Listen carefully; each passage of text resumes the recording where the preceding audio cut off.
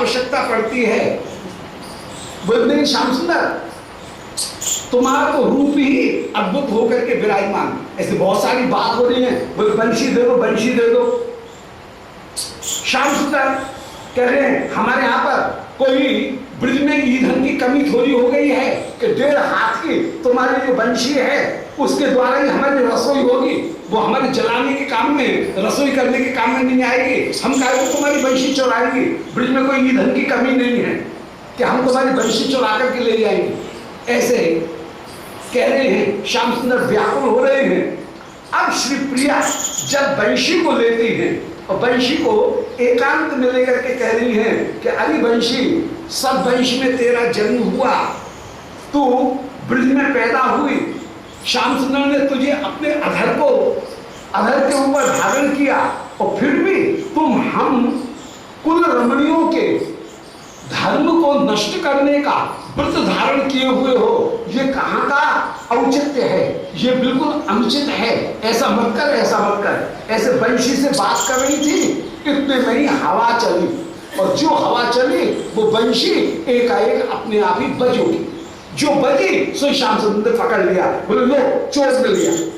बंशी अपने आप बजी है, आपके पास नहीं है, हमारी बंशी विराजमान है। तो ये लीला नित्य विराजमान है। तो बंशी ऐसा नहीं है कि कोई बजाए तभी बजे।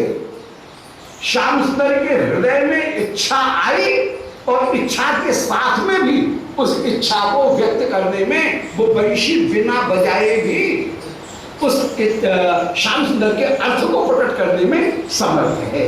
यहाँ पर वो ही भाव प्रकट कर रहे हैं कि शब्द एश नहीं कंठ वृत्ति का। श्री श्याम सुंदर की कंठ की वृत्ति के द्वारा कोई शब्द प्रकट होगा ऐसा नहीं है।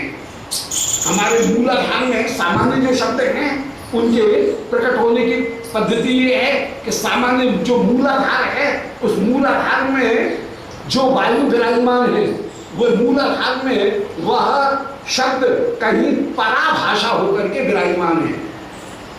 वो ही जब वायु उठी वक्षस्थल में पहुंची तब वह पश्चंती होकर के विराजमान हुई, परंतु अभी प्रकट नहीं है। जब वह कंठ में आई तब वह बैखरी होकर के विराजमान हुई। हमारी श्वास नली जो है तो श्वास नली में कई तंत्रियां हैं, हल्के हल्के तार हैं। तो जैसे वो श्वास भीतर से निकलेगी, ऊपर निकलना चाहेगी तो वे तंत्रियों से टकरा करके निकलेगी। जहां तंत्रियों से टकरा करके निकलेगी तो तंत्रियों में कंप उत्पन्न होगा, कोई स्वर उत्पन्न हुआ, परंतु स्वर उत्पन्न होकर के वो 5 जगह कहीं अवरुद्ध होगा। कभी गले में अवरुद्ध होगा तो गले में अवरुद्ध होकर के कंठ ध्वनि निकलेगी, जैसे आ क ख ग घ ङ इत्यादि जो ध्वनि है कंठ ध्वनि, वो कंठ के अवरोध के कारण वही जो तंत्रियों में झंकार उत्पन्न हुई वही कवर्ग होकर के या कंठ ध्वनि होकर के प्रकट होगी। वही जब मूर्धा से टकराई तो मूर्धा से टकरा करके वही मूर्धन्य ध्वनि होकर के प्रकट होगी। ट ठ ड ढ ण श ई, ये मूर्धन्य जो ध्वनि है तो मूर्धन्य ध्वनि के रूप में वही प्रकट होगी। वही जब कहीं तालू से टकराएगी तो तालू से टकराने पर वही ध्वनि, उसकी आवाज जो है वो कहीं तो थ द ध न, ये ये उसकी जो आवाज है वो आवाज चरछर जर्जरियों हो करके वही तालव्य ध्वनि के रूप में, या कहीं श मूर्धन्य जो श है उसके रूप में वो ही कभी प्रकट हो जाएगी। वो ही ध्वनि यदि कहीं दांतों से आकर के टकराई और दांतों से रुकी तो उस ध्वनि में ही तो थ द ध न ये दंत ध्वनि ये कहीं प्रकट हो जाएगी। और वो ही ध्वनि कभी ओठों के द्वारा उस ध्वनि को संकुचित किया गया तो संकुचित करने पर वो ही जो स्वर तंत्रियों के से जो झंकार उत्पन्न हो रही है वो झंकार ही कभी ओष्ठ ध्वनि के रूप में प फ ब भ म या कहीं ओष्ठ ध्वनि के रूप में ऊ इत्यादि जो ओष्ठ ध्वनि है उनके रूप में वह कभी प्रकट होती हुई विराजमान हो जाएगी। तो वक्ता की इच्छा के अनुसार जो ध्वनि है वो चत्वारि वाक् परिमिता पदानि तानि विदुर ब्राह्मणाय मनीषिणः गुहास्त्रीणि नेता निर्णयन्ति तुरीयं वाचम मनुष्या वदन्ति। ऋग्वेद का कवि कह रहा है, ऋग्वेद का ऋषि कह रहा है कि हमारे भीतर 4 वाणी है, परा, पश्यन्ति, वैखरी और मध्यमा और वैखरी। इनमें 3 वाणी को भीतर छिपी हुई है, परा, पश्यन्ति, मध्यमा। ये 3 वाणी तो शरीर के भीतर छिपी हुई है और इनको जो योगी गण है वो दर्शन करेंगे उन वाणी का। परंतु तुरीयम वाचम जो चौथी बोली है उस चौथी बोली को मनुष्यगण बोलते हैं। चौथी बोली को हम बोलते हैं और सुनते हैं। वैखरी जो है उसको हम बोलते हैं।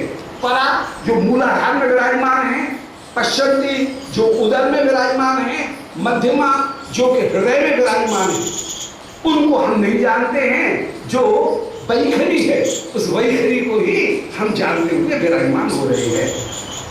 श्री परंतु ये इस वेणु की एक विशेषता है कि वो परा, पश्यन्ति, मध्यमा इन सबसे मुक्त होकर के जो परावाणी है उस परावाणी को बिना वक्ता की इच्छा के भी यह वंशी प्रयुक्त कर देती है। वक्ता की विवक्षा न होने पर भी, बोलने की इच्छा न होने पर भी यह वाणी कहीं सामने प्रकट हो जाती है। तो वो कह रहे हैं शब्द एश नहीं कंठ वृत्ति का। वेणु से जो शब्द निकल रहा है वो कंठ वृत्ति का शब्द नहीं है। यह स्वयोग स्वप्रयोक्त अपि यु विनेच्छया, जो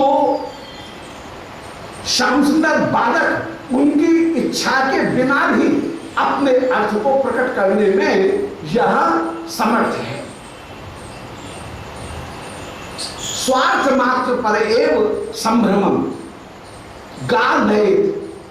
यह पृथ्वी आदि को ये वेणु का निनाद वक्ता की इच्छा नहीं है फिर भी गानयेत, गामन संपूर्ण पृथ्वी को स्वार्थ मात्र पर जो उस शब्द को श्रवण मात्र कर रहे हैं उनको भी विभ्रमम नहीं, विभ्रम को प्रदान कर देता है।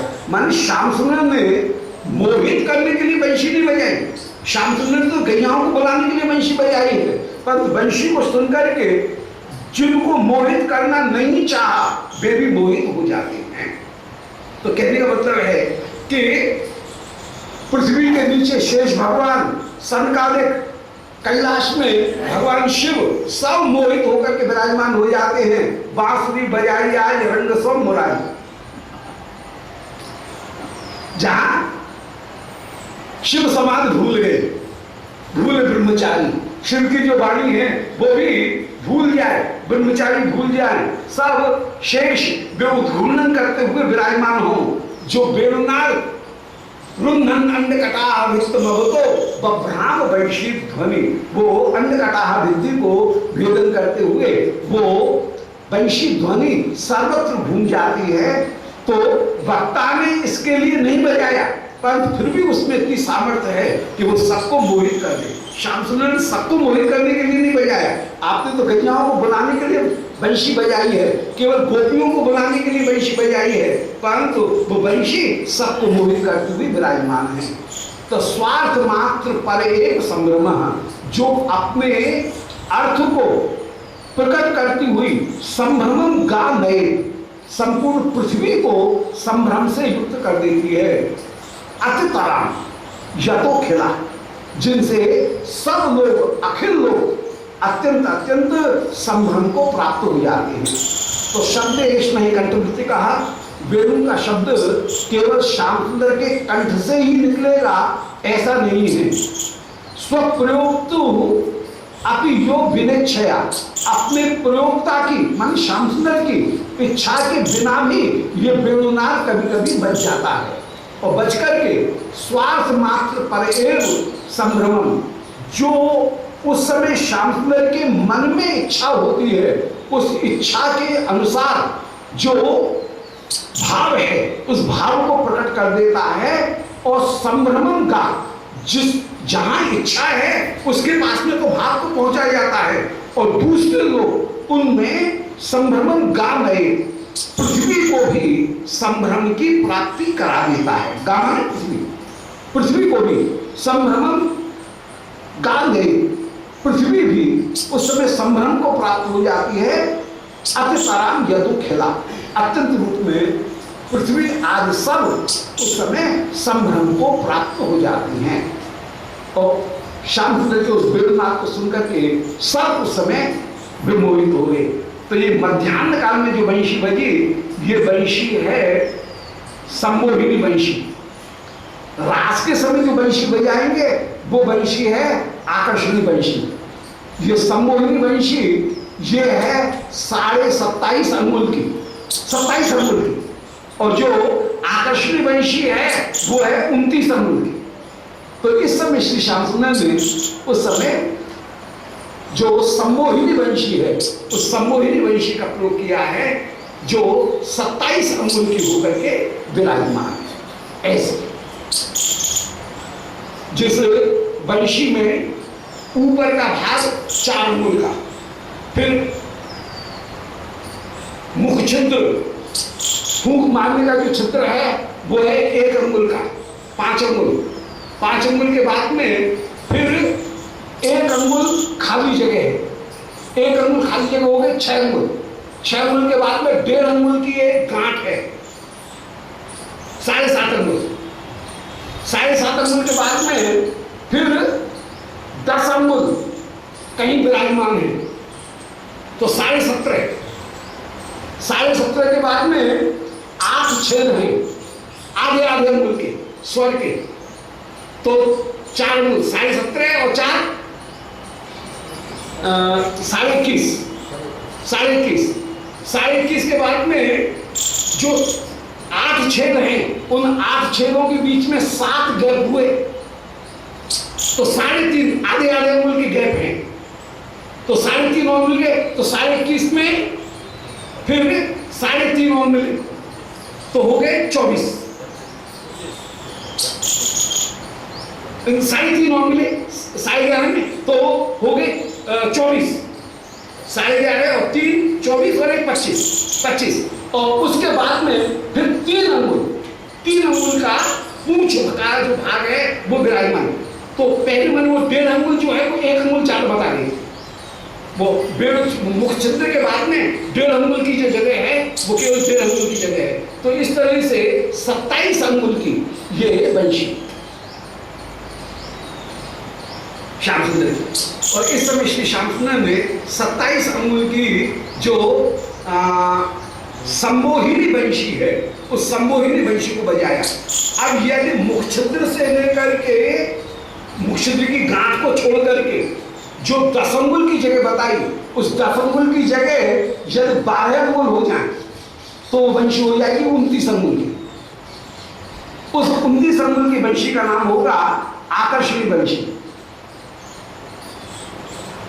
रास के समय श्याम सुंदर जब प्रदोष काल में बजाते हैं तो आकर्षणी वंशी है, और यदि वो 14 अंगुल की हो जाए, छेद जो मुख छिद्र से लेकर के और प्रथम स्वर छिद्र वो 14 अंगुल का हो जाए तो उसी का नाम ही है वंशुली। वो कभी कभी दूर गई हुई गैया उनको बुलाने के लिए उस वंशुली का श्री श्याम सुंदर प्रयोग करते हैं। इस प्रकार श्याम सुंदर की वंशी वो 3 प्रकार की, एक सम्मोहिनी, दूसरी आकर्षणी, तीसरी वंशुली, ये 3 प्रकार की वंशी विराजमान। यहाँ पर ये जो सम्मोहिनी वंशी है उस सम्मोहिनी वंशी का यहाँ पर प्रयोग कर रहे हैं, उसका वर्णन कर रहे हैं। तो गा गए अत्यतराम यथो खिला, वो जितनी भी गायें हैं उन सारी गायों को नहीं सबको मोहित करते हुए विराजमान है। और संभ्रमम गाम नहीं, जो संभ्रम रूप में सभी गायों को संभ्रम प्रदान करती हुई गाह संभ्रमम नहीं, जितनी भी गाय हैं उन सबों को संभ्रम प्रदान करती हुई, पृथ्वी को संभ्रम प्रदान करती हुई वो वंशी अपूर्व से विराजमान। या तो भूत अभिधया प्रतिस्वम युगत श्रुति अवाप्त संवदान हंत हम इति साप भाषे बोतर प्रतिददौ गवाम तति। या तो अभूत अभिधया प्रतिस्वम, श्री श्याम सुंदर उस समय अभिधा पूर्वक नाम लेकर के एक एक गैया को पुकार रहे हैं। अभिधया माने गैयाओं का नाम लेकर के, या तो अभूत अभिधया प्रतिस्वम, नाम लेकर के आप गैयाओं को उस वंशी में बुला रहे हैं। मुक्ते नंदन चंदनी इंदु तिल के कर्पूरी कस्तूरी श्यामा, गैयाओं का नाम लेकर के आप बुला रहे हैं। तो या तो अभूत अभिधया प्रतिस्वम, जो अभिधा पूर्वक माने गैयाओं के नाम के पूर्वक आवाज करती हुई जो वंशी विराजमान हुई, वो उद्गत श्रुति, वो नाम जैसे ही गैयाओं के कान में पहुंचा, अवाप्त सम्मदा, उस समय गोपीगण ने, वो गैयागण अपने नाम को सुनकर के सम्मद, मद से युक्त होकर के विराजमान हुई और श्याम सुंदर की वंशी का नाम, वंशी में अपने नाम को सुनते ही वो गैया जवाब देती हैं। कैसे जवाब देती हैं? हंत हम्बो हम्बो हम्बो हम्बा हम्बा, ऐसे ध्वनि कहती हुई वे गैया जवाब दे रही हैं। मानो साप भाषे, मानो ये गाय आज अपभाषा के रूप में, मानो लौकिक अपभ्रंश भाषा के रूप में हम्बा हम्बा ध्वनि कहकर के, हम मन मैं यहाँ हूँ ऐसे ध्वनि कहती हुई हम्बा हम्बा, ये अपभाषा माने संस्कृत भाषा की ध्वनि न होकर के जो अपभ्रंश की जो ध्वनि है या लोक भाषा की जो ध्वनि है, वो लोक भाषा की ध्वनि को प्रस्तुत करते हुए वो विराजमान हुई।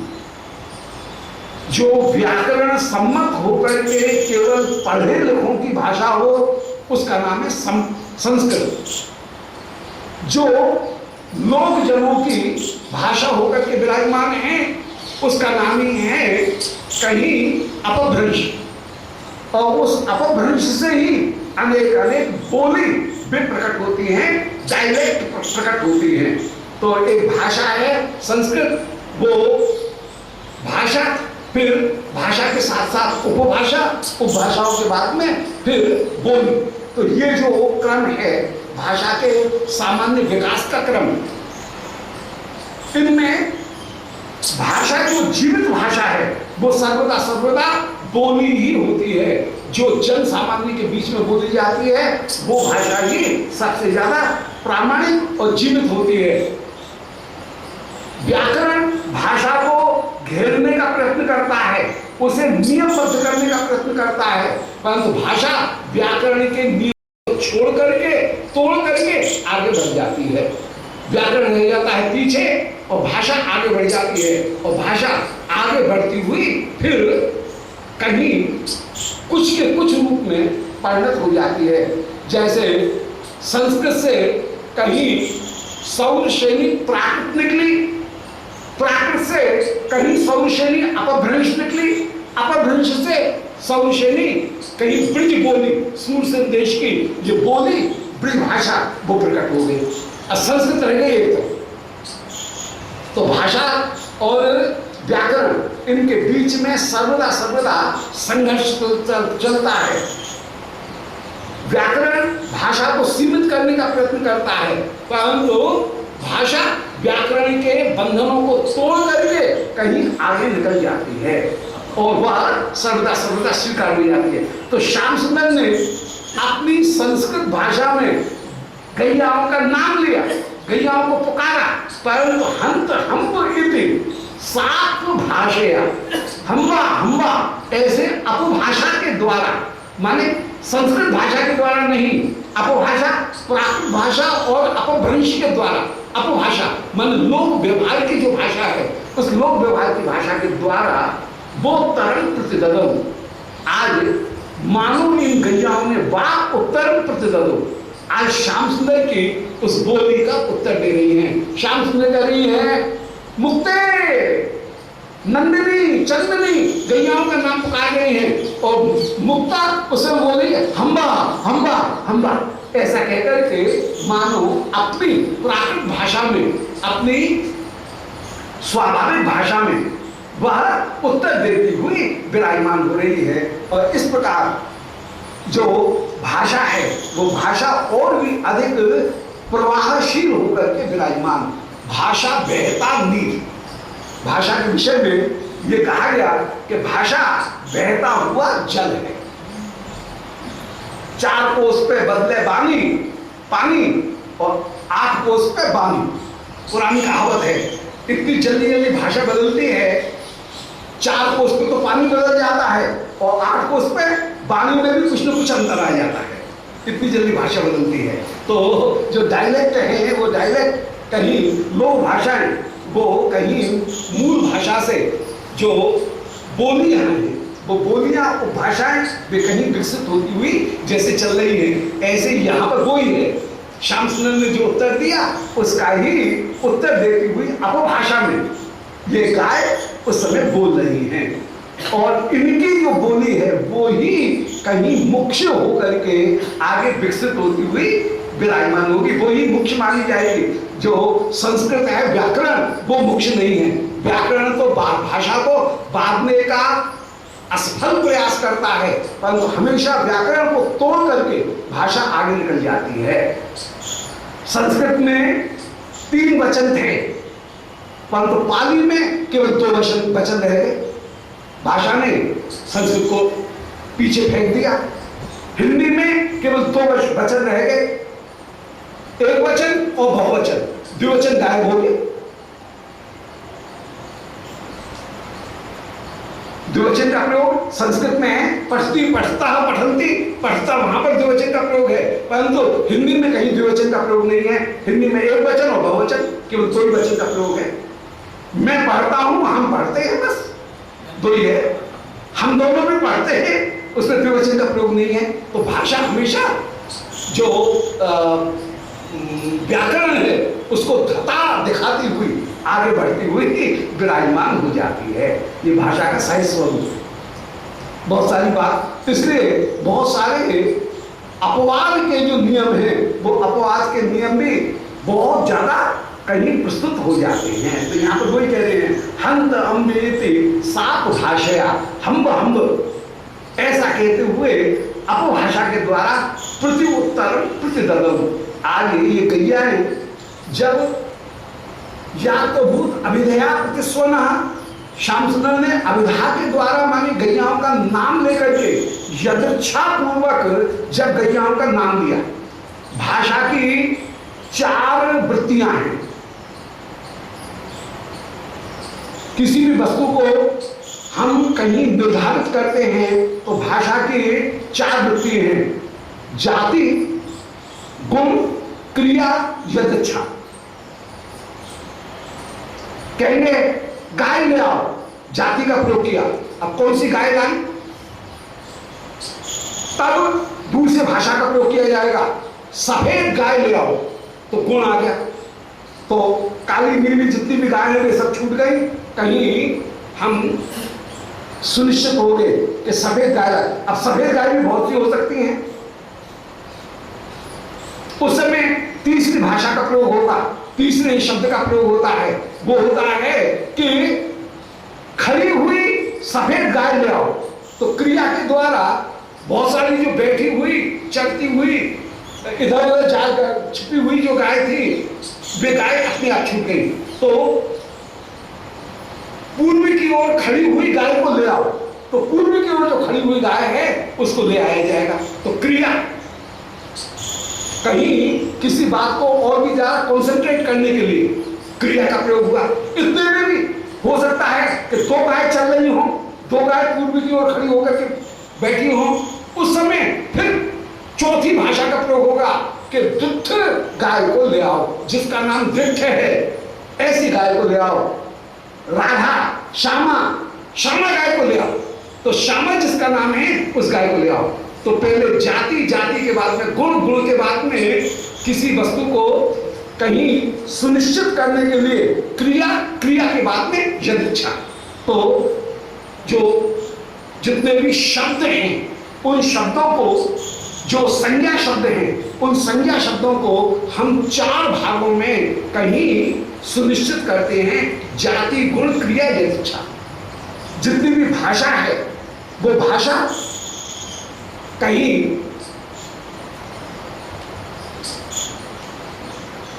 प्रातिपदिक, उपसर्ग, निपात और धातु।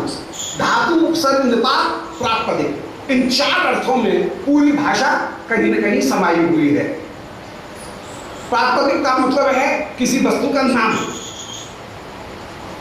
कोई वस्तु, उसको हम कहेंगे प्रातिपदिक वस्तु। फिर दूसरी जो भाषा का अंग है वो है क्रिया। तीसरा जो भाषा का अंग है वो है निपात। तो नाम, उपसर्ग, धातु और निपात, ये चार पूरी भाषा को कहीं केंद्रित करने वाली वस्तु होकर के विराजमान है। या तो कोई वस्तु का नाम होगा, नाम के बाद में दूसरी जो वस्तु होगी वो धातु, धातु का मतलब है क्रिया। गम इत्यादि जो क्रिया हैं, गच्छ इत्यादि क्रिया, गम इत्यादि जो क्रिया हैं वो क्रिया। तो सबसे पहले नाम, फिर नाम के बाद में धातु, धातु माने क्रिया, रूट वर्ग, रूट वर्ग के बाद में उपसर्ग, उपसर्ग भी कहीं कहीं आएंगे और उपसर्ग से वस्तु का और जो अर्थ है वो कहीं बच जाएगा।